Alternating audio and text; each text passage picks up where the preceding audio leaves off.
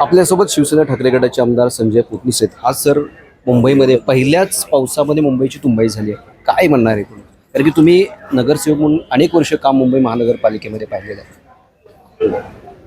इतकी वर्ष जे आता सत्तेत आहेत तेच लोक ओरडत होते की शिवसेनेने मुंबईची तुंबई करून टाकली आणि सातत्याने दर पावसाळ्यामध्ये आमचा एकच ओरडा होता की भ्रष्टाचार करून मुंबई पाण्यामध्ये डुबवली.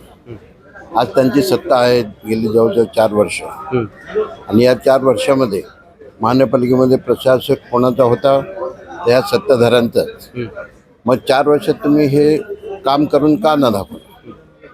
फक्त जेव्हा विरोधक होते तुम्ही आणि आमची जेव्हा महानगरपालिका सत्ता होती तेव्हा फक्त तुम्हाला ओरडायला माहीत होतं की भ्रष्टाचार झाला आणि मुंबई तुंबवली. आज आम्ही हेच म्हणू शकतो, पण आम्हाला माहीत आहे मुंबईची परिस्थिती की मुंबईत थोडा जरी पाऊस पडला तर संपूर्ण मुंबई तुंबते. पण त्याच्यात काही तुम्ही सुधारणा करणार आहे की नाही?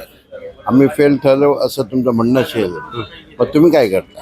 आज 4 वर्षात तुमचं सगळं काम झालं पाहिजे होतं.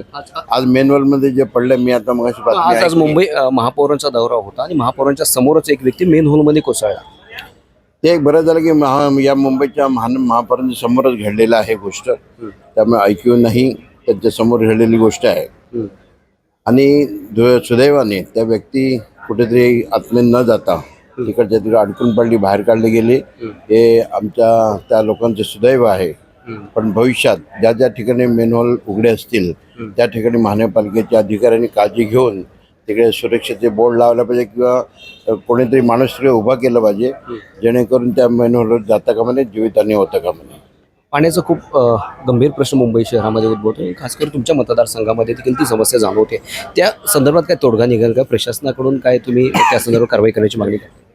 मी आजच औचित्याच्या मुद्द्यावर मी प्रश्न उपस्थित टाकला होता, पण तो आज लागला नाही. आता एच पूर्व विभागात जर विचार केला तर गेले 25-30 वर्षापासून या एच पूर्व विभागाला 130 MLD पाणीचं सप्लाय होतं आणि त्यापैकी 15 MLD हे BKCलाच जातं. आणि दरवर्षी 1400 कनेक्शन नवीन एच पूर्वमध्ये जोडली जातात. लोकसंख्या वाढते, डेव्हलपमेंट चालू आहे, पण पाण्याचं कुठेतरी सप्लाय वाढत नाही. त्यामुळे लोकांचा पाण्याचा प्रश्न गंभीर होत चालला आहे आणि त्याचा रोष जनतेचा लोकप्रतिनिधीवरती राग काढतात.